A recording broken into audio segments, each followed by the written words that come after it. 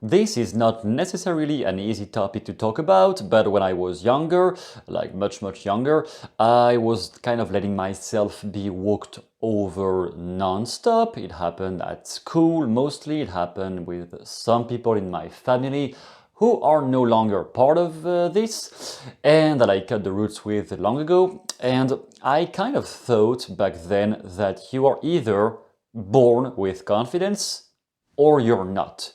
And if you're not, too bad! You cannot do anything about it. It took a while before I finally find a way to stand up for myself and stop letting others constantly put me down.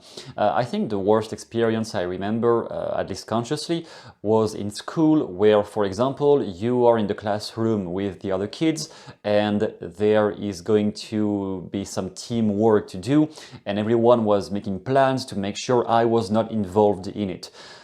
Why? Why so much hate? I had no clue. Apparently I was too bizarre, too different, but something was not clicking and I was kind of never part of the group. At this point, I think the only strategies I was trying to use to get some friends or get myself accepted by others was to always try to validate what they did or what they said, even if they made a really bad judgment about me, like head nodding and trying to laugh nervously like this. And if somebody was really harsh with me, ultimately I was trying to say, you hurt me, but all they said was something like, oh, the little boy's gonna cry, oh. And that happened not only with kids, but like even from teachers sometimes. Even teachers who really somehow enjoyed putting me down by every means they could. If we compare that to today, I guess that those experiences somehow made me more aware of the deeper intentions of people, because I was so much in craving to get validated somehow that I found probably a zillion ways to identify what people want to hear and what they need and what I need to say to get accepted, but therefore I could identify the deeper emotions and motives of anyone I was speaking to. I guess those experiences shaped that skill that became part of my life ultimately. But as a comparison to today, by now I can very easily spot the most wounded, terrific emotional spots somebody is trying to hide, and if I desire to do so, I can hit on that in the harshest way you can ever imagine. I don't really allow myself to do that because I don't want to cause damage unless I have been attacked, and it hasn't happened in years and years and years.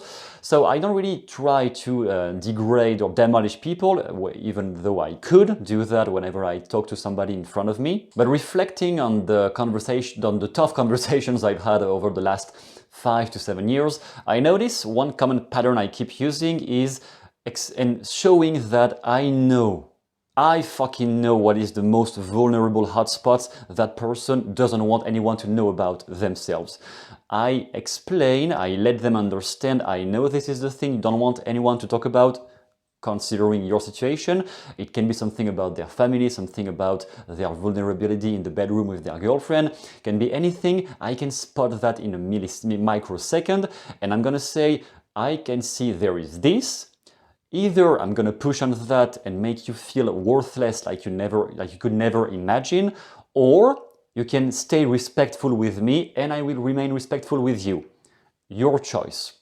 If you want to stay respectful with me, no problem, I'm not gonna hit on that. You want to keep attacking me, I'm gonna hit on the worst vulnerable point that is going to make you cry in your bedroom. I have done that twice, I think, when really the person kept pushing the bubble, trying to make me feel worthless compared to them. At some point, okay, I showed what I could do. They got in a really bad space mentally because I guess I kind of play with their hidden thoughts in a way that even I can comprehend. And basically, that is a dangerous skill. That is just a self-defense skill, okay? When somebody is trying to attack, I know I can use that to defend myself. Not that I want to use it, but I know I can use it if that is necessary. So obviously, I offer them a way out. I don't try to get them stuck in that position. I offer them a way out, but I keep the dominant frame. And that is the whole purpose behind this video, to explain you how, getting you more aware of how are you positioning yourself right now with the people you are interacting with. And whenever you're getting stuck, your brain is getting frozen, you don't know what to say, that means you haven't positioned you in the way I showed right here, explaining, okay, I can be a danger, and you don't have to be like me, that is just me, do whatever you want, but showing that you are owning the frame in that situation, in that interaction, and you are the one deciding where that interaction is going. That is the whole purpose behind frame control. The way I got there, because obviously it happened one step at a time, so I didn't get that freedom in communication in just one day. It happened through a process. The first thing I think was to free myself emotionally from all the emotion, from all the baggage, the garbage that I had accumulated through the years, being degraded, being taught that I was completely worthless by teachers who were supposed to show me how to succeed in life. Nope, you're just a piece of shit, you stay down. That is basically how my childhood sounded like when I was in school. And I needed to heal from a lot of that before I could defend myself verbally, because if I had stayed stuck at that level of development, like many people are, I would just still not know how to argue about anything against anybody. And I found a way to deconstruct every conversation into 3 phases. I know which phase we are into, and I know what I need to say based on the phase we are into. What happens with many people trying to figure out sleight of mouth or any kind of language or debate techniques is that they try to use a type of technique that is too early or too late, depending on where the other person is at. Some people already try to own the frame with you. In that case, you go right away lower on the scale. Some people are just gentle but just ignorant. In that case, you still need to use techniques to own the frame, but much more gentle. It depends where they are on the ladder. And all those language patterns, all those hypnotic techniques, all of those sleight of mouth language tricks, you can find a way to navigate through all of that when you better understand where you are in the conversation, how advanced or how late you are, depending on what the person is saying, depending on how they try to command you or try to manipulate you sometimes too.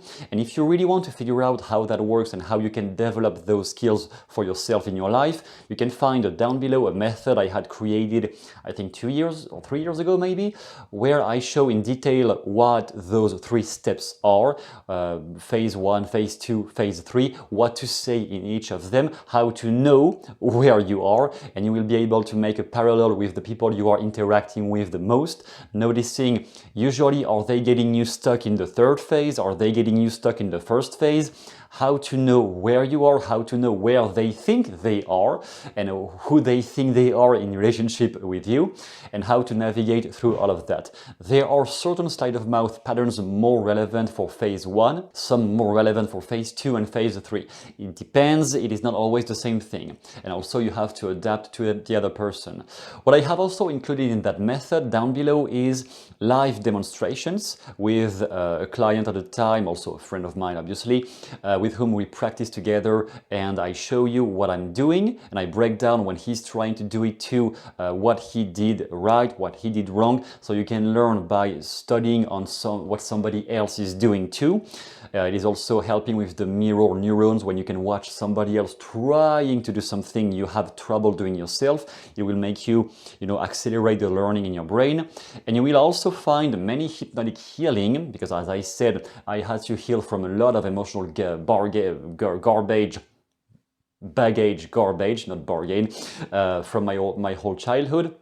So you will have that, because without that level of healing, usually we always get stuck in the same conversations. There needs to be some processing, some unveiling of potential trauma that tend to keep you stuck in any conversation. So you have this whole method down below if you want to check it, be my guest. And in any case, I hope it will be fine for you. Thank you for watching anyway, and I will see you soon in the next video.